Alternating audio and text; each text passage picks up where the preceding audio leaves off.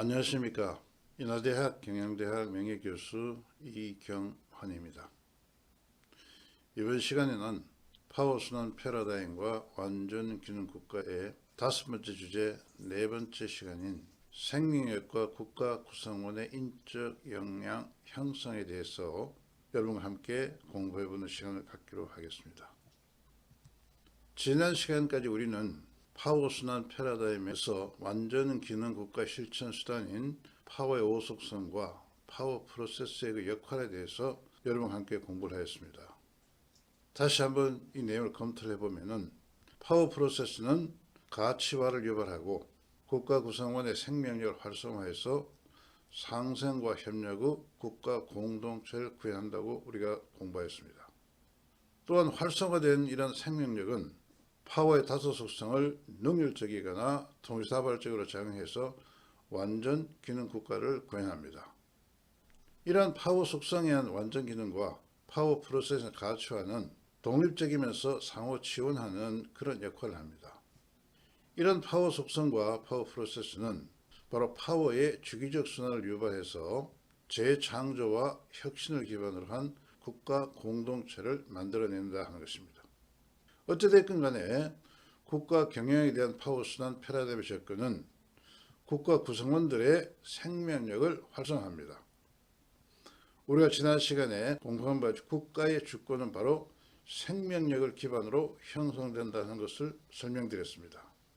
자, 이번 시간에 좀 더 이러한 생명력이 어떤 역할을 하는가에 대해서 좀 더 상세하게 공부해보는 시간을 갖기로 하겠습니다. 우리는 이미 파워순환 패러다임에서 공부한 바와 같이 인성 영양 시스템은 선천적인 것이고 전인격 형성과 완전 자아실을 위한 프로세스를 유발하고 이러한 인성 영양 시스템은 생명력과 파워의 5속성으로 구성된다고 설명드렸습니다. 보시다시피 인성 영양 시스템은 제일 바깥쪽에 파워의 5속성이 존재하고 그 안에 자아시형 경영형성, 즉 생명력이죠. 생명력이 있습니다.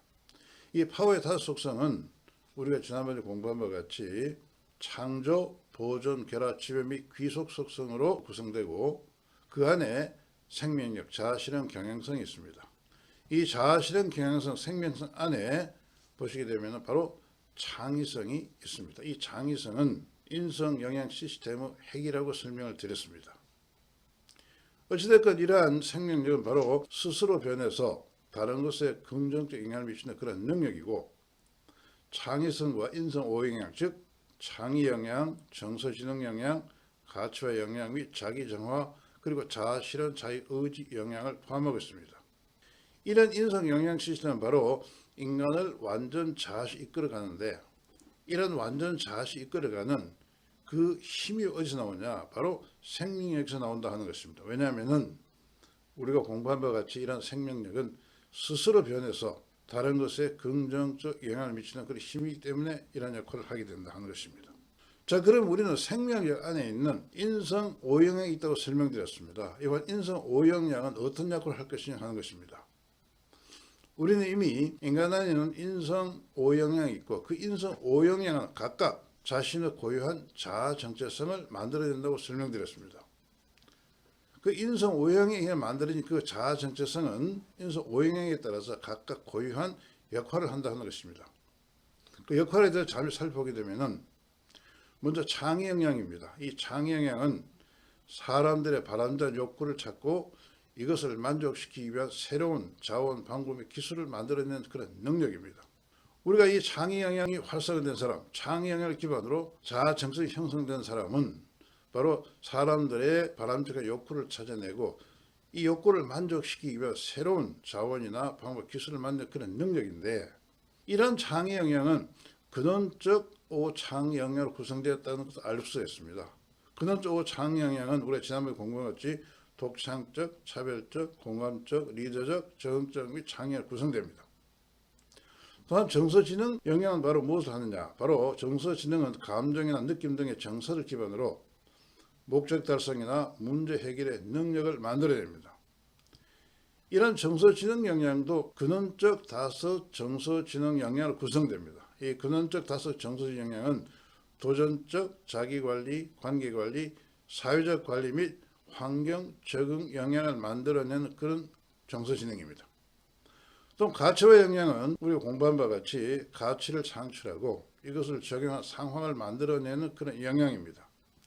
이런 가치 역량도 근원적 5가지 가치 역량, 즉 자기조직화, 동기부여, 가치창출, 관계관리, 환경, 리드 역량으로 구성이 됩니다. 자아실현, 자유의지 역량, 인간을 하여금 완전 자아실현으로 이끌어가고 개인적 및 사회적 자유를 조롭게 만들어가는 그런 역할을 합니다. 또한 자기정화 역량은 인성 역량 시스템을 활성화하고 완전 기능 행동을 주도합니다. 이와 같은 5가지 역량들이 각각 고유한 역할을 통해서 인간으로 하여금 완전 자아시 이끌어가고 또 이런 인성 5역량이 하는 중요한 역할은 인적 역량을 만들어낸다 하는 것입니다.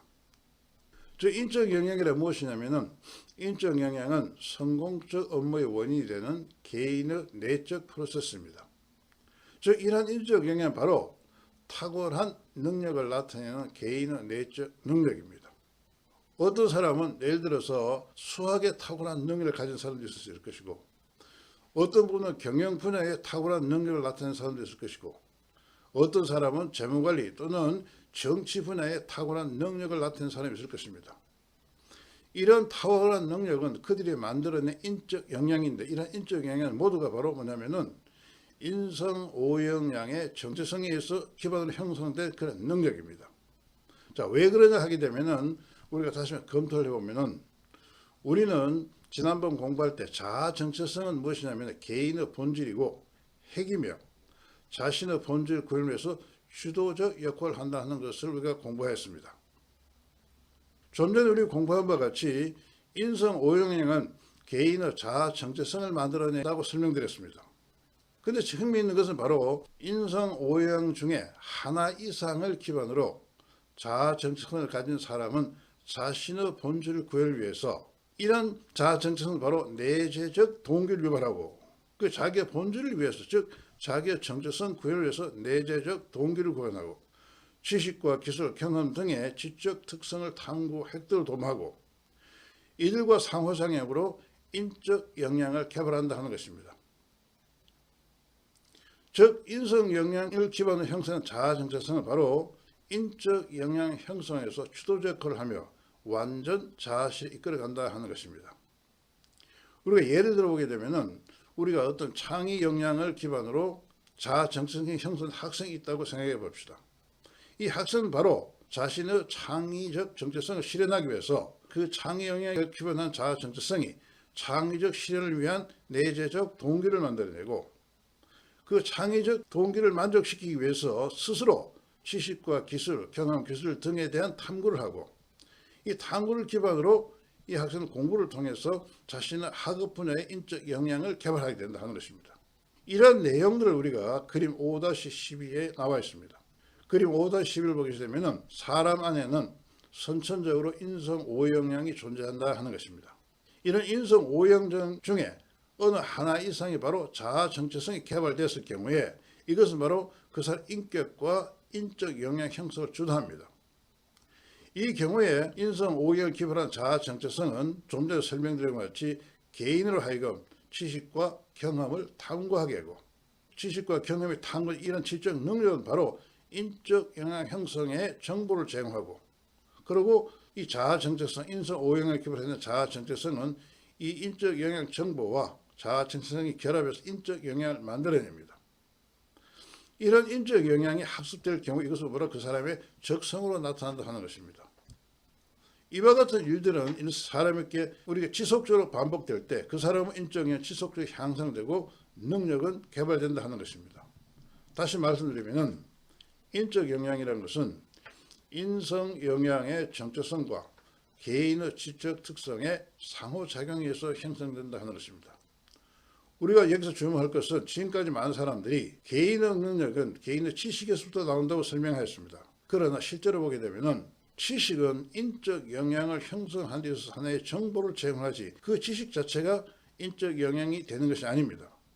개인의 지식이 바로 정체성을 가진 인성 역량과 결합했을 때 그것이 인적 역량으로 나타난다 하는 것입니다.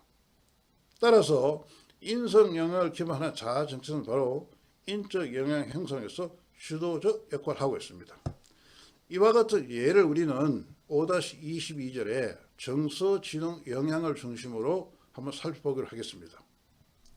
결론적으로 말씀드리면 정서지능 영향은 근원적 다소 정서지능 영향으로 구성되어 있다 했습니다. 그 개인이 자신이 가진 근원적 다소 정서 영향의 정체성의 형성에 따라서 개인은 인적 영향 개발 5단계, 즉 잠재적, 자기주도적, 완전기능, 문제 해결 및 기억과 영향으로 나아갑니다. 잠재적 단계도 어떤 단계냐?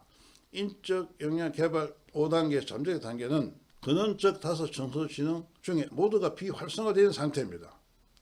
이 경우에 선천적 재능이 비활성화되고 이런 사람들은 인구 통계적 집단에서 평균 미만의 성과를 냅니다. 그러나 5가지 근원적 정서지능 중에 1개 내지 2개 정도 활성화된 사람은 이제 자기 주도적 행동을 하고 이런 사람들의 경우에는 자신이 속한 인구 통계적 집단에서 평균 수준의 성과를 낸다는 것입니다. 또 3개가 활성화된 사람 우리가 완전 기능 단계에 있다고 설명합니다. 이런 사람들은 바로 개인적 자신의 능력을 갖추게 되고 인구 통계적 집단의 평균 이상의 성과를 냅니다. 4개가 활성화된 사람의 경우에는 문제 해결 단계에 진입했다고 우리가 설명할 수 있으며 사회적 자아도 실현하는 그런 능력을 갖추게 됩니다. 이런 사람들은 인구 통계 집단의 평균보다 큰 성과를 인적 영향을 만들어낸다는 것입니다. 다음 5개가 모두 활성화될 경우 우리는 이 기업가적 단계라고 합니다. 이런 사람들은 글로벌 수준의 인재로 성장한다 하는 것입니다. 자, 그림 5-13을 보게 되면 우리나라 고등학교 213명으로부터 근원적 다섯 정서 지능의 활성화 수준에 따라서 그들의 학업 성적을 우리가 조사를 해보았습니다. 여기 보시게 되면은 파란 부분은 성적을 만족하냐 하는 만족 부분이고 빨간색 부분은 학급 우수한 성적을 나타낸 학생들입니다. 녹색 부분은 학교 우수한 성적을 가진 학생들입니다. 그리고 보라색은 우수 학습 능력을 가진 학생들입니다. 자, 보시다시피 213명 중에서 76명, 즉 30%는 바로 잠재적 단계에 있는 학생들입니다. 이 학생들은 아까 좀 설명드렸지 근원적 다섯 정서신이 모두 활성화되지 않는 학생들입니다. 이 학생들의 경우를 보면은 성적 만족이라든가 학교 우수 성적이라든가 학교 우수 성적이라든가 우수 학습 능력이 모두 마이너스를 기록하고 있습니다. 그러나 제일 우측에 보시면은 문제 해결 이상, 즉 근원적 다섯 정서 지능 중에서 4개 이상이 개발된 학생들, 이 학생들을 보게 되면은 성적 만족 부분과 학교 우수 성적 부분과 학교 우수 성적과 우수 학습 능력에서 모두 평균보다 큰 성과를 내고 있습니다. 또한 흥미가 있는 것은 근원적 다섯 정서적 영향이 모두 개발되는 순서에 따라서 개발 수에 따라서 이 학생들의 학업 능력은 바로 이렇게 이 식으로 향상되고 있다 하는 것입니다. 이런 측면을 봤을 때 우리가 알 수 있는 것이 인성 5영향 중에 어느 하나 이상이 개발된 학생들은 바로 그 학생 인적 영향이 개발된다 하는 것을 우리가 알 수가 있습니다. 우리가 지금까지 설명드린 바와 같이 이런 파워순환 패러다임에 기반한 바로 국가 경영은 국가 구성원들의 생명력을 활성화하고 이들의 인적 영향 개발을 도모하게 하여 이들로 하여금 완전 기능 국가로 나아갑니다. 이 경우 우리가 주목할 것은 바로 국가 자체가 완전 기능 국가로 나아갈 뿐만 아니라 국가에 속한 그 개개인이 바로 생명이 활성화되기 때문에 자기 자신의 인적 영향을 개발하고 이들 자신도 완전한 기능하는 그런 사람으로 성장하고 있다 하는 것을 알 수가 있습니다. 오늘 이 강의에 참석 여러분께 감사를 드리고 다음 시간에는 이와 같은 내용을 바탕으로 해서 완전 기능국가를 만들어가는 그 실천적인 방안에 대해서 여러분과 함께 공부할 시간을 갖게 되겠습니다. 감사합니다.